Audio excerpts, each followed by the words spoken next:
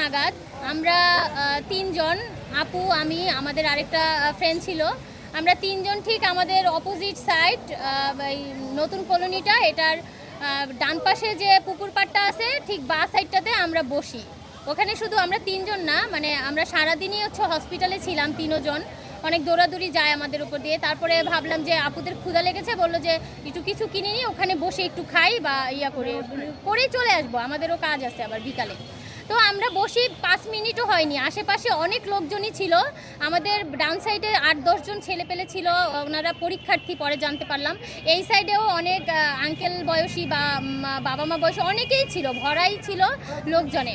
তখন আমাদের পাশে 3 জন লোক এসে আমরা নিচ সাইডটাতে বসা, উপর সাইডটাতে 3 জন লোক দাঁড়িয়ে কথা বলতেছিল ওই পাশের 8-10 জন ছেলেদের সাথে, যে এই আপনারা কোন বিল্ডিংয়ের। তারপরে ওনারা বলে আমরা তো বিল্ডিংয়ের না, আমাদের আসলে পরীক্ষা ছিল। বলতেছে যে তাহলে আপনারা এখানে কি করছেন, এখানে কেন বসে আছেন, এখানে বসা যায় না, জানেন না? তখন ওনারা বলল যে আমরা তো আসলে জানি না, তবে আমাদের পরীক্ষা ছিল, চাকরির পরীক্ষা, আমাদের আরেকটা পরীক্ষা আছে, সেই জন্য আমরা ওখানে ওয়েট করছি।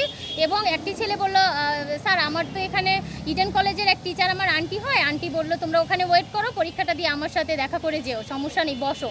তাই আমরা বসেছি। তারপর বললো আপনারা এখানে বসতে পারবেন না, এক্ষুনি বের হয়ে যান। তখন আমাদের বলতেছে এই আপনারাও বসে আছেন কেন, ওঠেন।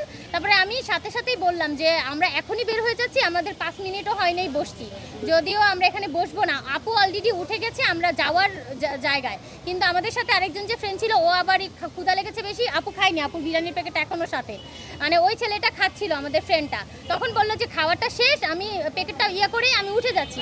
তখন উনি বললো যে কিসের খাও কি, এখানে কেন আসছে, এখানে জানো না আসাতে নাই, তুমি কে, কোথাকার? তখন আমি নিজে বললাম যে আমি ইডেন কলেজের, আমি এখনই এখানে বসলাম, আমি আমার পরিচয়ও দিয়েছি। দেওয়ার পরে উনি ওই উপর থেকে এত অকথ্য ভাষায় শুধু শুধু ধকা করলো যে তোমরা এখনই উঠে যাও, এখানে কেন আসো। তারপরে আমি বললাম কি আপনি এরকম ব্যবহার করছেন আঙ্কেল, আমরা তো এখনই উঠে যাচ্ছে বললামই, আমিও উঠে গেছি অলরেডি। কিন্তু উনি খুবই খারাপ ভাষা ব্যবহার করছে এবং এখনই যেতে হবে এটা বলে উনি আমাদের সাথে নিচে একদম লাফিয়ে চলে আসছে। উনি এমন ব্যবহার করলো যেন কেমন ধরনের কথা, মানে কেমন যেন ব্যবহার, মানে আমরা যেন কি অপরাধ করে ফেলছি, আমরা বসতেই পারি কিন্তু ওখানে। তারপরে উনি ওখানে আসার পরে আমি ওনাকে বলতেছি যে আমরা তো এখনই উঠে যাচ্ছি, আপনি এরকম ব্যবহার করেন না। আমার ফ্রেন্ড বলতেছে যে ভাই আমরা তো বললাম উঠে যাচ্ছি, আপনি শুধু শুধু আমার সাথে খারাপ ব্যবহার কেন করতেছেন আমাদের সাথে। ফ্রেন্ডকে বলতেছে সামনে এসে একদম ঠিক ফেস টু ফেস এসে বলতেছে তোকে একদম থাপ্পড় দিব, মানে হাত তুলেই বলতেছে যে তোকে একদম থাপ্পড় দিব, কি যেন বেয়াদব, তুই আবার আমার মুখে মুখে কথা বলিস। তখন আমার ফ্রেন্ডটা বলছে যে ঠিক আছে মারেন। ওরে মারার কথা বলে ওই লোকটা ওই বেটাকে, মানে আমার ফ্রেন্ডকে কলার ধরে লাথি মেরে নিচে ফেলে দিয়ে মারা শুরু করছে। তারপরে আমি দাঁড়ানো, আমি সাথে সাথে আবার দৌড়ে গেছি। আমি অবাক হয়ে গেছি যে এমন একটা কথায় মারবে, আমি বুঝতে পারিনি, আমি আবার সামনের দিকে তাকানো ছিলাম। আমি সাথে সাথে গিয়ে বলতেছি কি আপনি এইভাবে করে মারতেছেন কেন, এরকম কোনো ঘটনা ঘটেছে এখানে?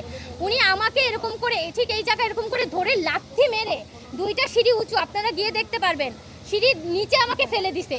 ফেলে দেওয়ার পরে আমি মানে আবারও উঠে যাই, ওকে আবার আমাকে ফেলে দিয়ে ওকে আবারও মারতে যায়। তখন আমি আবার ওকে ধরতে যাই, তখন উনি আমাকে আবারও ফেলে দেয়। আমার হাত পা ছিলে গেছে, আমার জামা কাপড়ও ছিলে গেছে, পুরো প্যান্ট, পুরো জামা কাপড় ছেঁড়া। তারপরে ওখানে অনেক লোকজন ছিল, ছেলেপেলেরা যারা ছিল, ওনারা আমাকে মারধর দেখে বলতেছে কি আপনি কেন ওই মেয়েটার গায়ে হাত তুললেন, মেয়েটাকে কেন মারতেছেন? ভাই ছেলেটাও তো কোনো দোষ করে নেই, ছেলেটা তো আমাদের সামনেই বলতেছিল যে ভাই আমরা এখনই উঠে যাচ্ছি।